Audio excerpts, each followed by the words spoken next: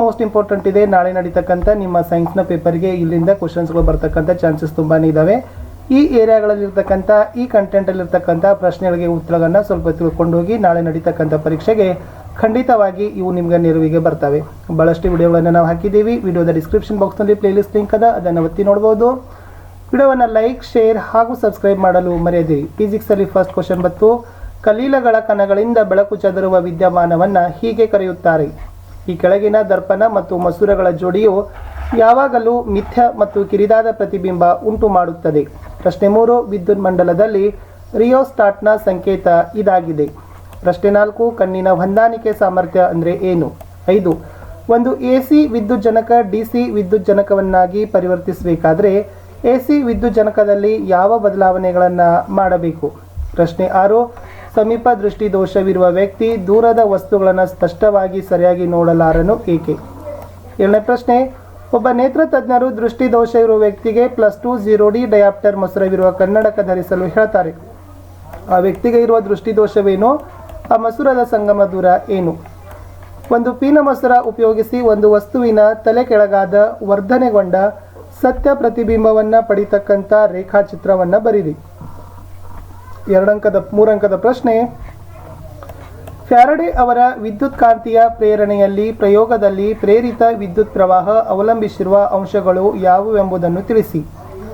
ಒಂದು ಡಿಸಿ ವಿದ್ಯುಜ್ಜನಕ, ಒಂದು ಡಿಸಿ ಮೋಟಾರ್ಗಳ ರಚನೆಯಲ್ಲಿ ಸಮಾನವಾದ ಅಂಶಗಳು ಯಾವುವು? ಡಿಸಿ ಮೋಟಾರನ್ನು ಡಿಸಿ ವಿದ್ಯುಜ್ಜನಕವನ್ನಾಗಿ ಪರಿವರ್ತಿಸಬಹುದೇ ಹೇಗೆ? ಒಂದು ಜೈವಿಕ ಅನಿಲ ಸ್ಥಾವರದ ಚಿತ್ರ ಬರೆದು ಭಾಗಗಳನ್ನು ಗುರುತಿಸಿ. ಬೈಜಿಕ ಶಕ್ತಿ ಆಕಾರವಾಗಿ ಉಪಯೋಗಿಸುವಲ್ಲಿ ಅಡಕವಾಗಿರುವ ಸಮಸ್ಯೆಗಳು ಯಾವುವು? ಪ್ರಶ್ನೆ 11. ನಿರ್ವಾತದಲ್ಲಿ ಬೆಳಕಿನ ವೇಗ 3 × 10⁸ ಮೀಟರ್/ಸೆಕೆಂಡ್ 1 ಆಗದ.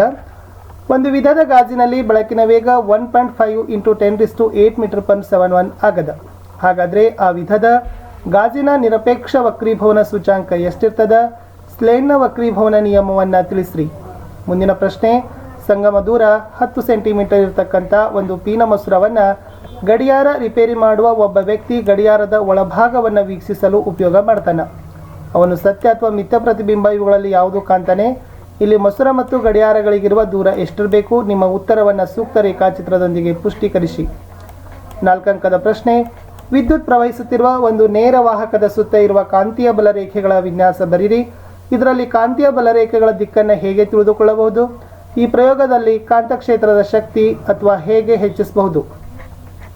ಇವುಗಳ ಮೂಲಮಾನ ಅಥವಾ ಏಕಮಾನ ತಿಳಿಸ್ರಿ. ರೋಧಶೀಲತೆ, ಆಂಪಿಯರ್, ವಿಭವ, ವಿದ್ಯುತ್ ಸಾಮರ್ಥ್ಯ, ಬಳಸಿದ ವಿದ್ಯುತ್ ಶಕ್ತಿಯ ವಾಣಿಜ್ಯಮಾನ. ರಸಾಯನಶಾಸ್ತ್ರದಲ್ಲಿ 14ನೇ ಪ್ರಶ್ನೆ.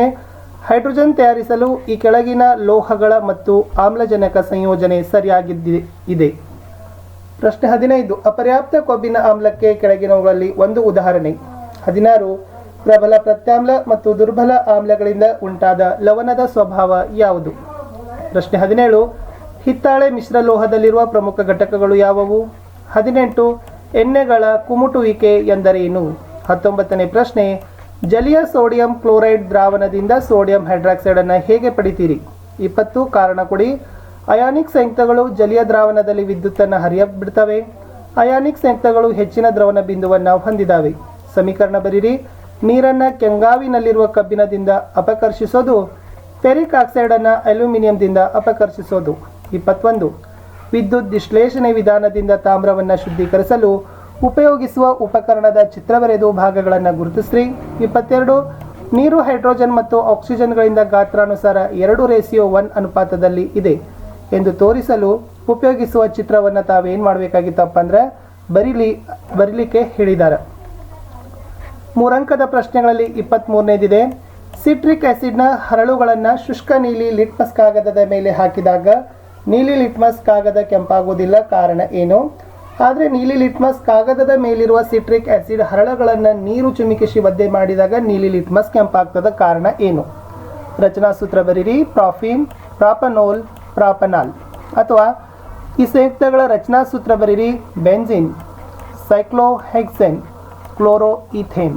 25ನೇ ಪ್ರಶ್ನೆ. ಬೆಳಕಿನ ಶಕ್ತಿಯಿಂದ ನಡೆಯುವ ರಾಸಾಯನಿಕ ವಿಭಜನೆಗೆ ಒಂದು ಉದಾಹರಣೆ ಕೊಡ್ರಿ. ನಿಮ್ಮ ಉದಾಹರಣೆಗೆ ಸಂಬಂಧಿಸಿದ ರಾಸಾಯನಿಕ ಕ್ರಿಯೆ ಸಮೀಕರಣ ಬರೀರಿ. ಈ ಬಗೆಯ ರಾಸಾಯನಿಕ ಕ್ರಿಯೆಯ ಒಂದು ಉಪಯೋಗವನ್ನು ತಿಳಿಸ್ರಿ. 4 ಅಂಕದ ಪ್ರಶ್ನೆ. ನ್ಯೂಲ್ಯಾಂಡ್ ಅಷ್ಟಕ ನಿಯಮದಲ್ಲಿನ ನ್ಯೂನ್ಯತೆ ಏನು? ಆಧುನಿಕ ಆವರ್ತಕ ಕೋಷ್ಟಕದಲ್ಲಿನ ಎಲೆಕ್ಟ್ರಾನ್ ವಿನ್ಯಾಸ ಒಂದು ಆವರ್ತದಲ್ಲಿರುವ ಧಾತುಗಳ ಸಂಖ್ಯೆಗೆ ಹೇಗೆ ಸಂಬಂಧಪಟ್ಟಿದೆ? ಕೋಷ್ಟಕದ ಮೊದಲ 3 ಆವರ್ತಗಳನ್ನು ತೆಗೆದುಕೊಂಡು ವಿವರಿಸಿರಿ. ಬಯಾಲಜಿ ಕ್ವಶನ್ಸ್ ಇತ್ತು. ಧೂಮಪಾನ ಶ್ವಾಸಕೋಶದ ಕ್ಯಾನ್ಸರ್ಗೆ ಕಾರಣ. ಇದು ಶ್ವಾಸಕೋಶದ ಯಾವ ಭಾಗಕ್ಕೆ ಹಾನಿ ಉಂಟು ಮಾಡ್ತದ? ಪ್ರೋಟೀನ್ಗಳಿಗೆ ಮಾಹಿತಿಯನ್ನು ಒದಗಿಸುವ DNA ಅಂಶ ಯಾವುದು? ಪರಿಸರವನ್ನು ರಕ್ಷಿಸಲು ನೀವು ಅನುಸರಿಸಬೇಕಾದ 5 Rಗಳನ್ನು ಹೆಸರಿಸಿರಿ. ಜೀವ ವಿಕಾಸ ಎಂದರೇನು? ಅಮೀಬಾದಲ್ಲಿ ಪೋಷಣೆಯನ್ನು ಚಿತ್ರದ ಮೂಲಕ ಪ್ರತಿನಿಧಿಸಿರಿ. ಜೈವಿಕ ವಿಘಟನೀಯ ಮತ್ತು ಜೈವಿಕ ವಿಘಟನೀಯವಲ್ಲದ ವಸ್ತುಗಳ ನಡುವೆ ಇರತಕ್ಕಂಥ ವ್ಯತ್ಯಾಸಗಳನ್ನು ಪಟ್ಟಿ ಮಾಡಿ. ನಿಮ್ಮ ನೆಚ್ಚಿನ ಕನಿಷ್ಠ 4 ಹಂತದ ಆಹಾರ ಸರಪಳಿಯನ್ನು ರಚಿಸಿರಿ. ದ್ವಿದಳ ಬೀಜದ ನೀಳಛೇದದ ಚಿತ್ರ ಬಿಡಿಸಿ ಭಾಗಗಳನ್ನು ಹೆಸರಿಸಿ. ರಚನಾನುರೂಪಿ ಅಂಗಗಳು ಮತ್ತು ಕಾರ್ಯಾನುರೂಪಿ ಅಂಗಗಳ ನಡುವೆ ಇರುವ ವ್ಯತ್ಯಾಸ ತಿಳಿಸಿ. ಒಂದು ಹೂವಿನ ನೀಳಛೇದದ ಭಾಗದ ಚಿತ್ರವನ್ನು ಚಿತ್ರಿಸಿ. ಮಾನವನಲ್ಲಿ ಅಂಡವು ಫಲಿತಗೊಳ್ಳದಿದ್ದರೆ ಏನಾಗ್ತದ ವಿವರಿಸಿ. ಮಾನವನ ಹೃದಯದ ನೀಳಛೇದದ ಚಿತ್ರ ಬಿಡಿಸಿ ಭಾಗ ಗುರುತಿಸ್ರಿ. ನೆಫ್ರಾನ್ನ ರಚನೆ ಮತ್ತು ಕಾರ್ಯಗಳನ್ನು ವಿವರಿಸಿ. ಮಾನವನ ಜೀರ್ಣಾಂಗವ್ಯೂಹದಲ್ಲಿ ಈ ಕೆಳಗಿನವುಗಳ ಕಾರ್ಯ ಏನು? ಲಾಲಾರಸ, ಲೊಳೆ, ಹೈಡ್ರೋಕ್ಲೋರಿಕ್ ಆಮ್ಲ, ಮೇದೋಜೀರಕ ರಸ. ಇಷ್ಟಿತ್ತು ವಿದ್ಯಾರ್ಥಿಗಳೇ ಈ ಒಂದು ಅನ್ವಯಿಕ ಪ್ರಶ್ನೆ ಪತ್ರಿಕೆಯ 2ರಲ್ಲಿರ್ತಕ್ಕಂಥ ಪ್ರಶ್ನೆಗಳು. ಸೊ ಮೋಸ್ಟ್ ಇಂಪಾರ್ಟೆಂಟ್ ಇತ್ತು. ಈ ಕ್ವಶನ್ಸ್ಗಳು ಸ್ವಲ್ಪ ನಿಮಗೆ ಡಿಫಿಕಲ್ಟಿ ಅನ್ನಿಸ್ತದ, ಬಟ್ ಇವುಗಳನ್ನು ನೀವು ಪ್ರಿಪ್ರೇಷನ್ ಮಾಡ್ಕೊಂಡು ಹೋಗಲೇಬೇಕು. ಈ ಥರದ ಪ್ರಶ್ನೆಗಳು ಸಹಿತ ನಿಮ್ಮ ಪರೀಕ್ಷೆ ಪ್ರಶ್ನೆ ಪತ್ರಿಕೆಗಳಲ್ಲಿ ಕಾಣ್ಬೋದು. ಸೊ ಇನ್ನೊಂದು ನಾನು ಅನ್ವಯಿಕ ಪ್ರಶ್ನೆಗಳನ್ನು ಅಪ್ಲೈಡ್ ಕ್ವಶನ್ಸ್ ಪಾರ್ಟ್ 3 ಅಂತ ಹಾಕ್ತೀನಿ. ಅದನ್ನು ಕೂಡ ತಾವುಗಳೆಲ್ಲರೂ ಕೂಡ ನೋಡಬೇಕು. ವಿಡಿಯೋವನ್ನು ವೀಕ್ಷಿಸಿದ್ದಕ್ಕಾಗಿ ಧನ್ಯವಾದಗಳನ್ನು ಹೇಳಬೇಕು. ಯಾಕಂದರೆ ಭಾಳಷ್ಟು ರೀತಿಯಾಗಿರ್ತಕ್ಕಂಥ ನೀವು ನಮ್ಮ ಯೂಟ್ಯೂಬ್ ಚಾನಲ್ನಲ್ಲಿ ವಿಡಿಯೋಗಳನ್ನು ಸೈನ್ಸ್ಗೆ ಸಂಬಂಧಪಟ್ಟಂತೆ ವೀಕ್ಷಣೆಯನ್ನು ಮಾಡ್ತಾ ಇದ್ದೀರಿ. ಇನ್ನೂ ಕೂಡ ಮುಂದೇನೂ ಕೂಡ ಮಾಡಲಿಕ್ಕೂ ಕೂಡ ಪ್ರಾರಂಭವನ್ನು ಮಾಡ್ತಾ ಇದ್ದೀರಿ. ಸೊ ದ್ಯಾಟ್ ಪರ್ಪಸ್ ವ್ಯೂವರ್ಸ್ಗಳಿಗೆ ತುಂಬಾ ಥ್ಯಾಂಕ್ ಯು.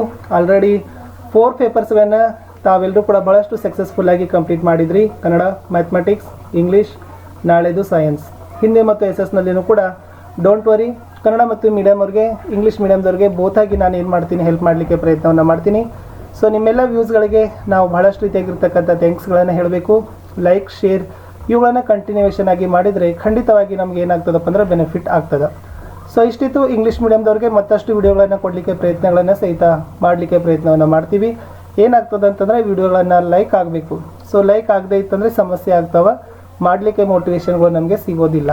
ಅದೇ ಕಾರಣಕ್ಕಾಗಿ ಹೇಳೋದು ವ್ಯೂಗಳು ಮಾಡಬೇಕು, ಲೈಕ್ ಆಗಬೇಕು, ಶೇರ್ ಆಗಬೇಕು ಅಂತ. Thank you.